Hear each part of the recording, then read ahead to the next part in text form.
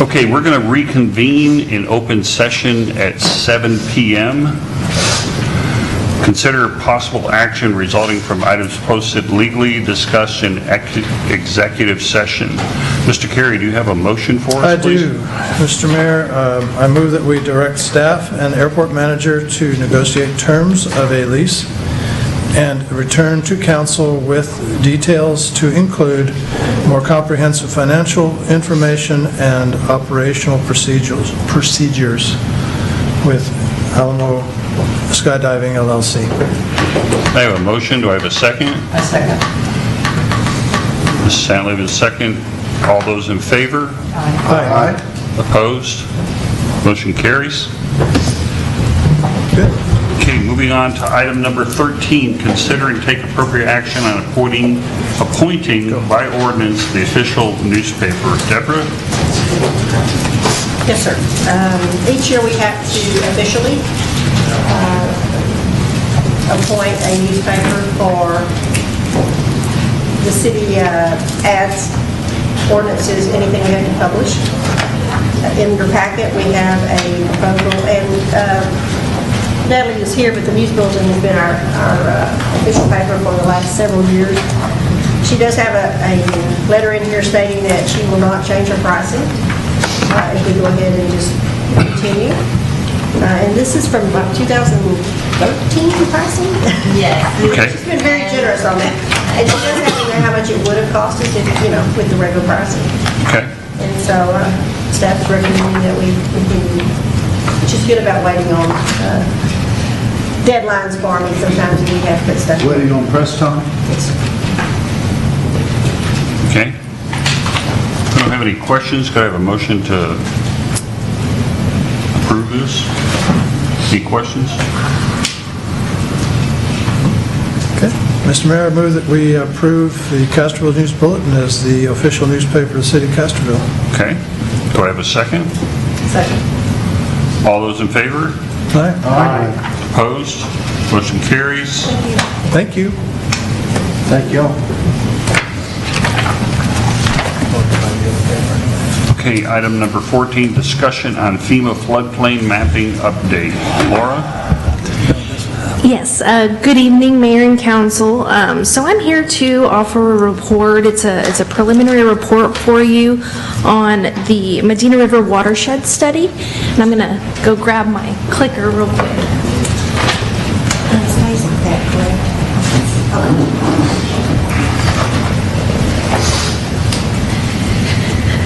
So, just to give you a little background on this project, the Medina River Watershed Study is a study that's being performed by San Antonio River Authority in conjunction with FEMA. They're a cooperating technical partner with FEMA. This watershed study does not just encompass the city of Castroville. It includes city of Bandera, Bernie, city of Castroville, and city of Lacoste. It also includes the unincorporated areas of Bandera County, Kendall County, Kirk County, and Medina County. So we're not alone in this study. This is going to be affecting pretty much everyone along the Medina River watershed. And so what I've got for you this afternoon is, the first set of information. The preliminary flood insurance rate maps have been distributed, and pretty soon you'll see a notice in the paper that will start a 90-day comment period for the community.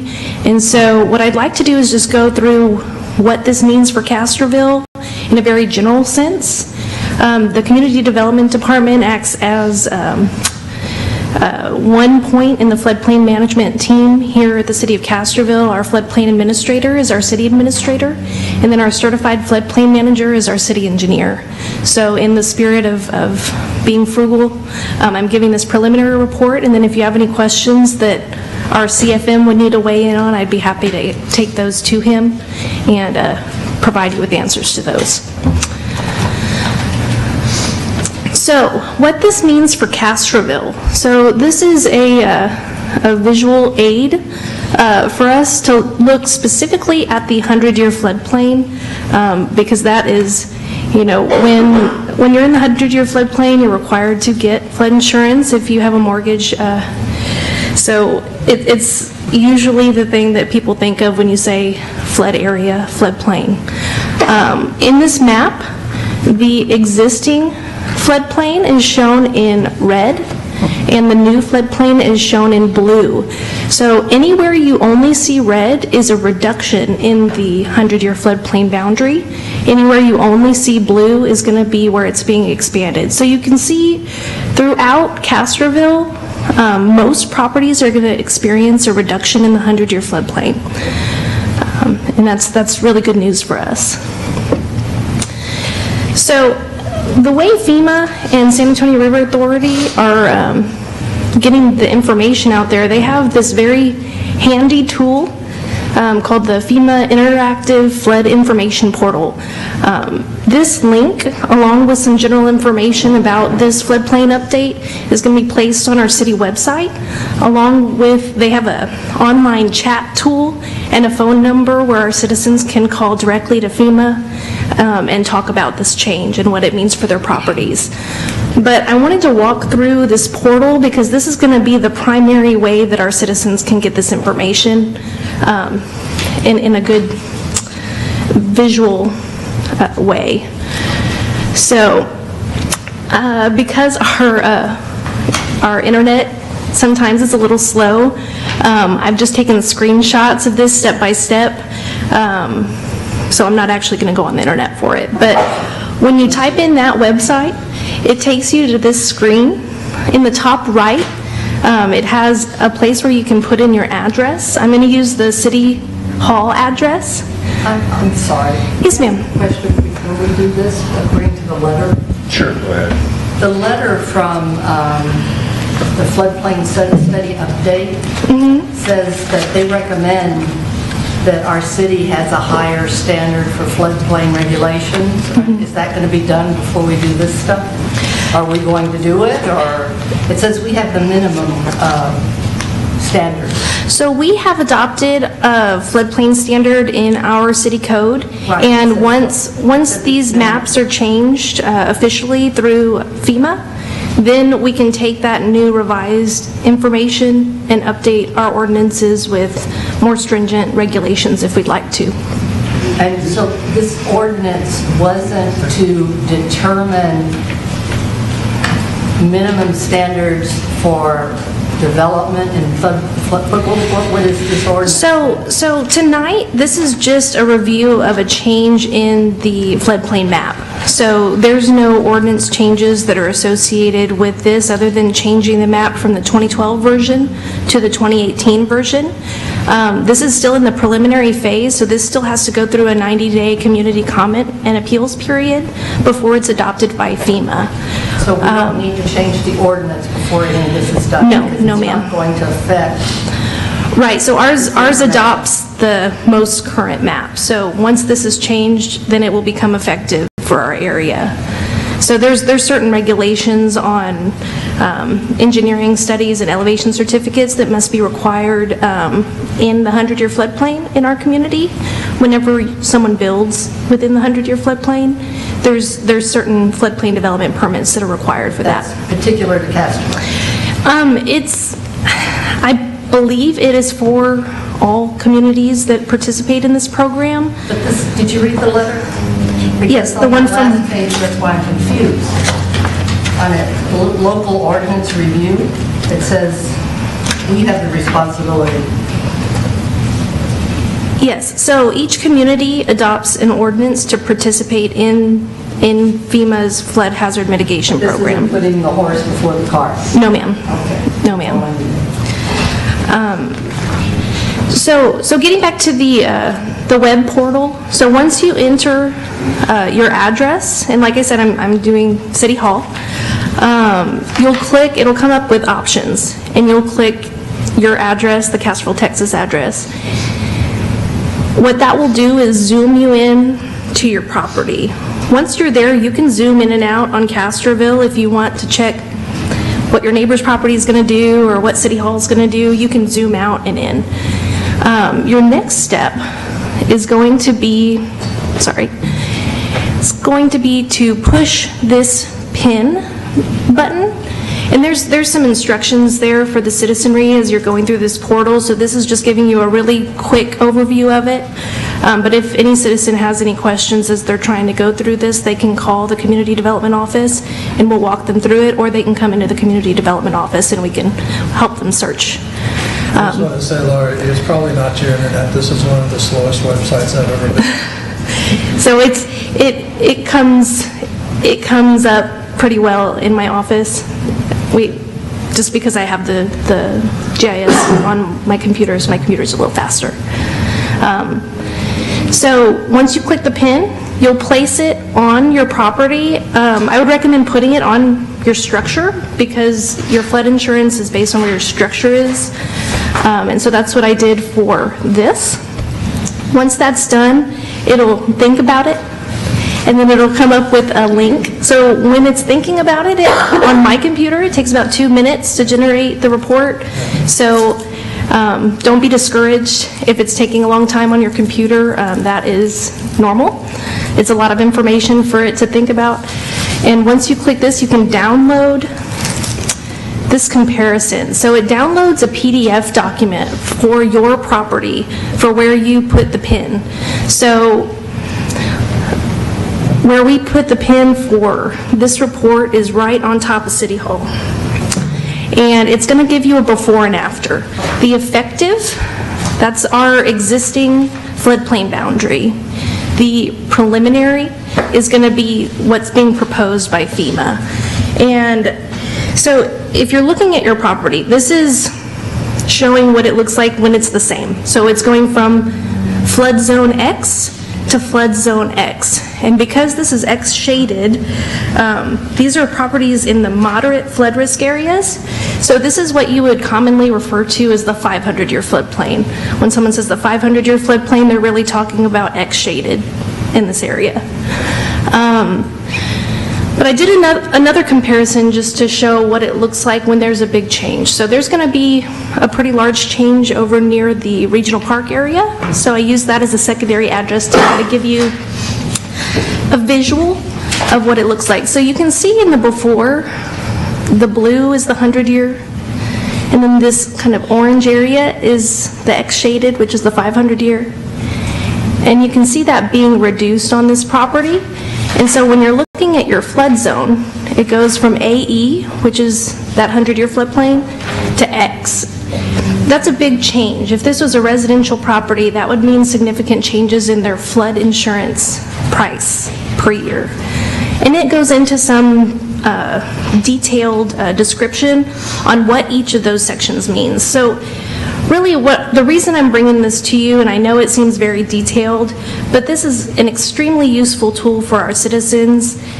It aids us in transparency. And like I said, it's San Antonio River Authority and FEMA working in conjunction with each other and bringing us in as partners on this. So this is a great way for your constituents to look at this information, think about this information before that 90-day comment period, because the 90-day comment period and appeal period will be the only chance that this community has to make changes to this before it's adopted by FEMA. And that's when it becomes law and affects your flood insurance rates. So that being said, this is what our process is going to look like. So the community has already had this meeting here, the CCO meeting. So as you can see from now on, it's community outreach. So this is the first in a series of community outreach. We'll put information on the website as we receive updates. We will put that out there as well on our city website. But it's imperative for you as community leaders to talk to your constituents, make sure they understand these changes. Really, for the city of Castroville, this is going to be a positive change, looking at that reduction in the 100-year floodplain. So it's really important that our citizens understand what this change means for them. Like I said, that 90-day comment and appeal period is going to start soon. You'll see public notices come out in our city paper. So it'll come out in our elected paper. And they're going to put 2 notices out, and then it'll start that 90 days. And I just wanted to go really, really quick through what comment and appeal is. So a comment is going to be, and these are the FEMA standards. This isn't something that we adopt. This is all federal regulation. So your comment is going to be if you notice your street name is spelled wrong, if you notice a road location is wrong, an address isn't shown quite right. Those things that are features that can be changed on the map that aren't rooted in some calculation or data. The appeal is going to be a little more all-encompassing, and that's going to be for formal objections to the data. And when a citizen comes to appeal within that 90-day time frame, that appeal is a very formal process and has to be associated with methodology and engineering information that supports their appeal to that information on the map. So the comments are a little easier to provide. The appeal is going to be more intensive. It's not to discourage anyone from taking that on, but it's just important that they understand what that means. So that's all I have. Like I said, this is very preliminary, and we'd be happy to come back to you with some more information. And I can take any technical questions that you might have. I would be happy to take those to our certified floodplain manager. Thank you. Thank you. Any other questions? Well, I just wanted to state for the record that I'm tickled to death that San Antonio River Authority is involved with this, because unlike FEMA, they actually do science. With the last time the city dealt with FEMA, they basically produced a map that was completely wrong and disregarded all the evidence we presented to them to the contrary. And we being the city of Castroville, and I participated in some survey work to try to accomplish that. I read in the report that San Antonio River Authority used a LiDAR, which is basically a ground scanning aerial device with GPS controls. That would be the first time any of this has been actually measured since the 1920s. So this is I think a great plus to us as a community. I hope that this, and apparently they're doing the entire drainage basin, so I suspect we'll see the same effect throughout the county. So I couldn't be happier with this project. And if I may, just to add to your comment, we do have the preliminary flood insurance studies that's associated with this map. So for those of you that are interested in delving into those details, we can provide that to you. It's 2 documents about this thick of engineering data, Right. but the old study was about that thick. yes, so it's a wealth of information. Yeah. Yes, And sir. I think a lot of our neighbors will be really happy if this map becomes the standard. So Yes, sir. Yep, I'm done. Thank you. So what is the purpose of this memorandum to the city? I see that it says it helps us understand current flood risk and inform decisions about protecting against flood risks. And I know we have serious issues with flooding on streets and Athens and all that sort of stuff. It also says opens the door for potential flood mitigation. So this is just citizen-based. What can the city do? I see this more as a city. We need to get involved. I don't understand our part. We need to review the ordinance. So We need to make informed decisions about where our flood risk is, including streets. So this map is specifically regarding riverine flooding. So it's going to be the flooding that's associated with the Medina River and the water contained there. So there may be other this map doesn't mean that there's not other flooding issues, but this is specifically river flooding through FEMA. The city is affected by this map. Yes, I mean, ma'am. It gives us information to prepare, Yes. especially when we're looking at problems, huge problems on Athens Street. Are these grants possibilities for stuff like that? I mean, is this FEMA grant possibility? You know, It's on page It's page 2 of 3, the floodplain study update at the top. Yes. And it says that it helps us understand more of the flood risks. So are these things that we need to purchase, or? So, not to interrupt, but, so yes, we have a certified floodplain manager who's with our city engineer's office, and he's well-versed in hazard mitigation, grant programs, and things of that nature. So once this is finalized, we can contact him and have him do a little more digging and research into some opportunities that might be available. I can't say for sure that it will be available to our community, but there's certainly monies out there for that kind of mitigation planning. Yes, ma'am. Well, so do we act on this? I think it's important. I mean, we've got so many problems with our streets and flooding. I don't think this is an action item. I think it's information. To me, it's more of an item showing you where the 100-year floodplain is, where you can't build in it anymore. It's increased the 100-year floodplain so that we won't be building in it. But our streets are problems.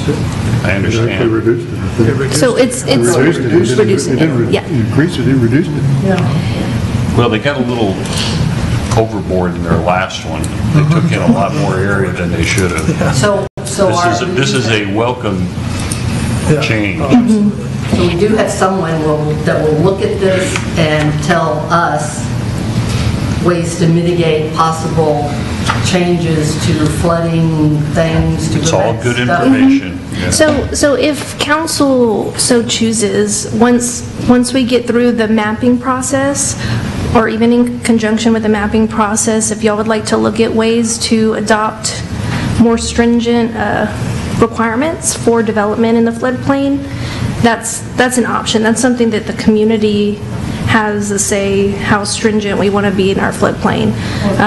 So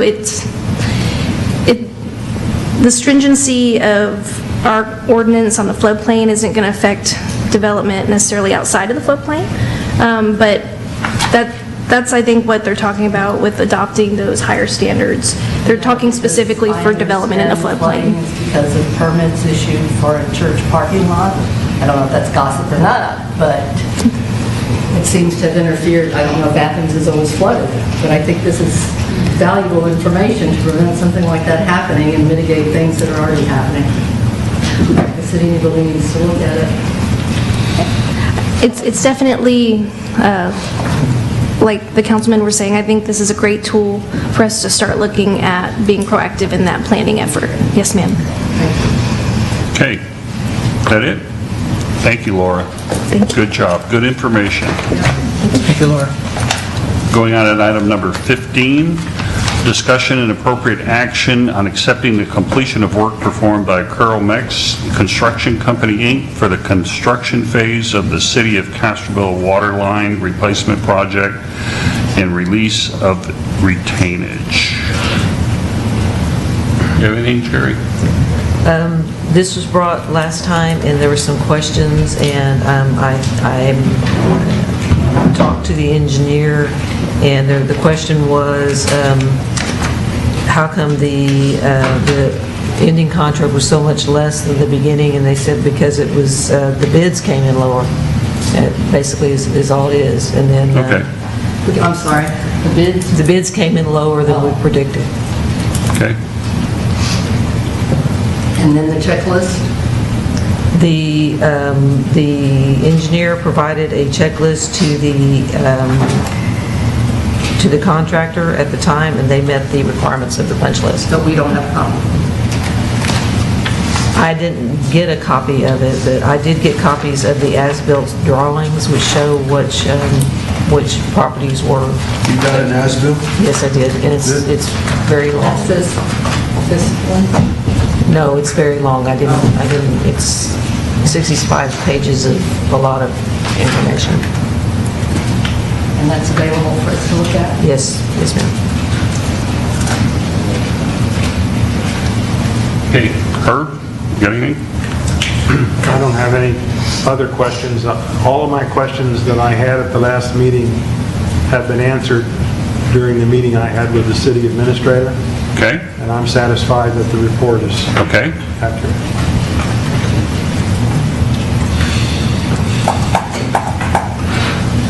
Can I have a motion? Get back to the right, got to say the right words.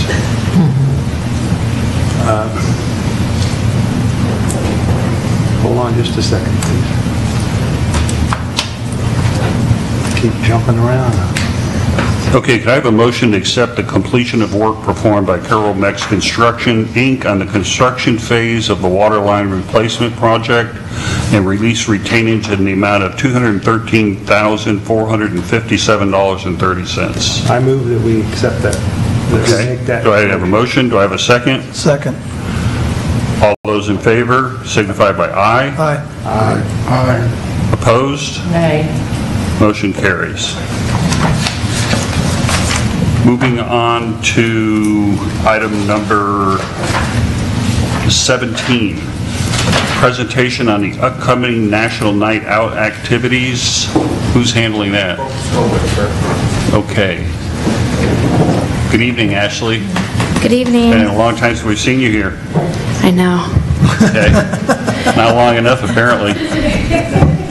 Chief had to have surgery for me to be here tonight, so. But just a brief overview of how we're going to do National Night Out this year. So Texas celebrates it the first Tuesday in October, which is next Tuesday, October the 2nd. We have asked several residents to host block parties to represent their neighborhoods. Darren and his wife Carrie Schroeder, they are doing the regional park area, Gentile Street. So we will block off the streets for them so the neighbors can get out and meet each other, network, mingle, eat, and do it in a safe environment. So the Police Department's National Night Out Festival will be held on Saturday, October the 6th, and we are going to do that in conjunction with our barbecue that raises money for Bluebonnet. All right. Is there any other block parties that you're aware of?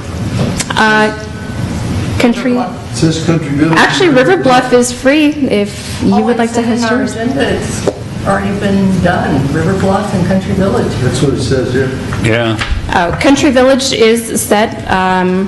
Eric Cherry is going to do it for Country Village. Oh, really? I guess I have to find out, because everyone's asking me who's doing it. So no one's actually, No, I think they're used to the police department doing it, so. But luckily, we do have Who's some doing it in residents that River have stepped up. we don't know. The agenda must have been, the information must have been that we needed. I'll do it. When is it? October 2nd. October 6th. October 2nd. Second. Well, the block party will be next First Tuesday, close. next Tuesday night, October the 2nd. Got a week? Monday's the 1st of October. October, the next Tuesday. Next Tuesday? Yeah. You might not want to do that. I'll ask and let you know. Oh, you're backing out now? I'll see if people are asking me, so I already thought someone had already volunteered, so I'll check. No. Okay, Tuesday, you need somebody for River Barbecue Bluff? fundraiser is October 6th. That's what you were talking about. I'll let you know. Okay. That's a reason for it. Yeah. What is the time? For So the Come to block our- party, Yeah. between 6 and 8 p.m. And Mine says we have to October provide- 2nd. The second is the original, that is the National Night Out. It's next Tuesday. So that would be the time to have the block party. Yes. Yes. Just 6 is the barbecue. I just want to know if Darren is accepting crosstown crashers, so. That'd be fine. We aren't going to check IDs at the gate or anything, so. I just would like to have the information out there where these things are going to be. Yeah, well, I Where's don't know Eric yours? Cherry's address, but I think we'll River we'll Bluff. figure that out now. Well, the Schroeders will be in the 1500 block of Gentile Street. Oh, Mm-hmm. Mr. Cherry's will be over at the Methodist Church. I'll get you address. Oh, at the Methodist Church? Oh, okay. Sorry, I was assuming his house. Everybody go to Eric Cherry's house. We have free beer he's offering and Castroville sausage and all that stuff, so Considering the go last see time he Eric. was in the news. No. Anyways, thank you, Ashley. Thank you. Anything else? That's it? Good deal. Discussion and possible direction on standard operations procedures manual for the activation of the emergency siren system. It's not on the Jackson. Sorry, no chief today. We're okay. All right. You're good. I hope he's doing well. He came by the department today. He is. He was He's ill? heavily medicated and happy. Surgery. Really? Yeah, he had a rotator cuff and issue with the tendon in his bicep was torn real bad. So he's going to be out for a couple of weeks, but his boy came in from Dallas to take care of him, so he'll be all right. Basically, our warning system consists of 3 sirens, audible sirens, and then the iInfo, which is the local wireless phone and pager service. The sirens are set up in 3 locations. One's at 1051 East Highway 90, 800 Madrid, that's the one by the fire department, and the third one's at Washington and Madrid. Each siren is capable of sitting on the audible signal up to 1 mile, and the way they're positioned and located, it should cover the whole city. Chief Feline is tasked as the emergency manager. His responsibilities include the maintenance, service, testing procedures for the sirens, any repairs that are required, that comes out of the police department budget.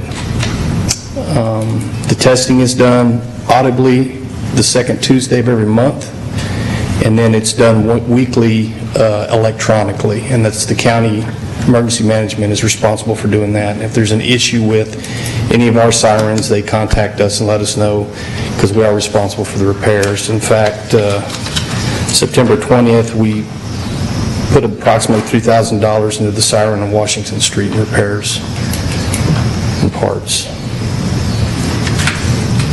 So, the only way we can activate them now is by calling Hondo. Correct. We paid a lot of money for a system that has handheld radios so that we could activate them here. Right, we need to get those My fixed. understanding, that doesn't work anymore? Well, I think with this new digital system, that's kind of out the window. That worked on the old analog system. I don't know if you remember, a couple of years ago, we had to go gosh. to an 800 megahertz. They cleared out the 700 band, and that's strictly for first responders and law enforcement. They pushed everybody up to the 800, which made everybody go digital compliant, and that's where we lost that capability, from my understanding. Okay, and the chief told me that we test those silently every Wednesday. No, it's the second Tuesday of the month. They do the loud audible, they turn them on, and then every weekly, yes, they do a silent test that's done electronically through the system. And then a report is generated, that goes to Medina County, and we have access to that, so if you guys would like copies of the reports, we can get those for you. That tells you. And then, of course, technicians can go into the system and check individual sirens if they need to, if we think we're having an issue or going to have an issue. They do have that capability. We just have to make a phone call. Didn't we used to run these sirens at noon every day?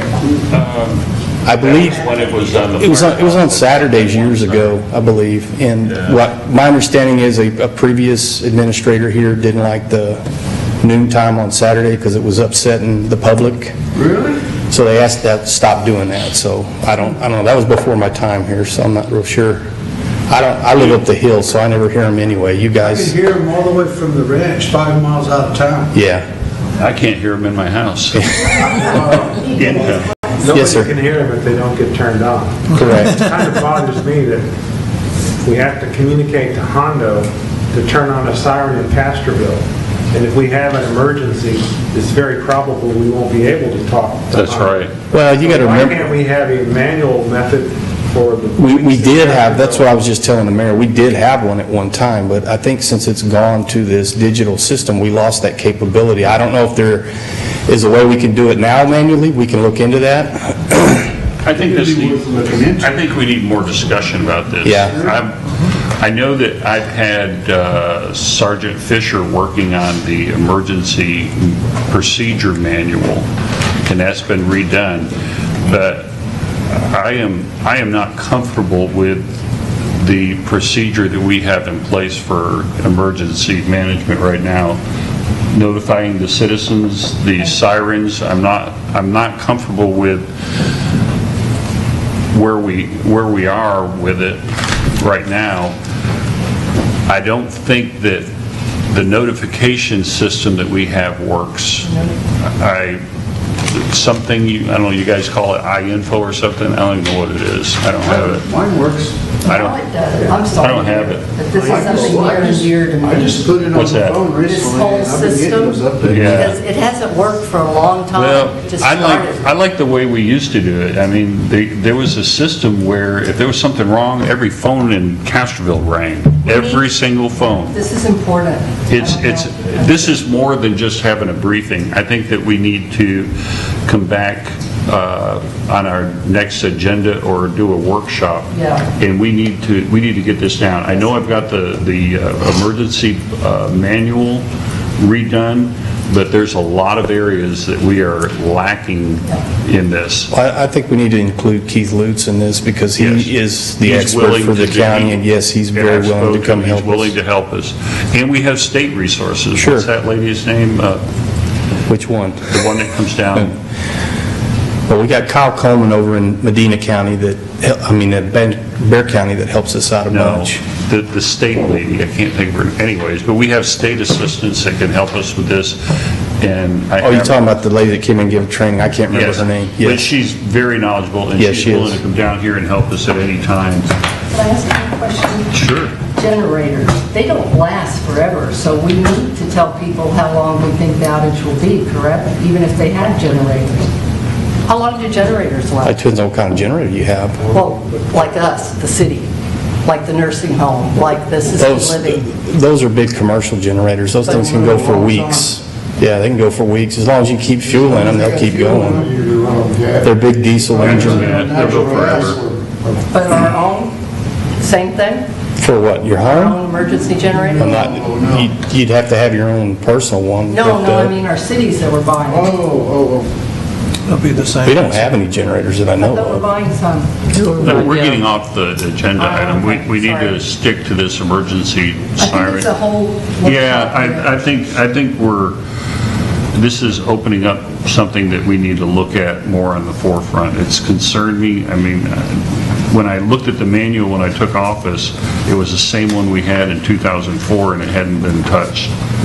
And it's been completely redone. And we have a procedure, believe it or not, for anything that happens in this city, but I'm not comfortable with the emergency sirens system, and I'm not comfortable with the way we notify the citizens of Castroville. And I Well, think we need to do look some at that. tabletop stuff. I'm and sorry? We need to do some tabletop stuff and actually Yes, do these things so we know what we're doing and Yes. find out where our problems are and what we need to address. I want to bring this to the forefront and act on it immediately. I don't want to go any longer. Yes. It kind of wakes you up when you go down to the park and you're watching the Watching your water sticks come up and disappear? Yes, sir. It kind of makes you take note that maybe we need to do a little Yeah, better I job of agree. this before something happens. Okay, Mr. Mayor, Thank you, Brian. did we skip item 16? we're passing item 16, yes. All right. Anything else? We're good. Can I have a motion to adjourn? Mr. Mayor, I move we adjourn. It's 7:38 PM. Okay.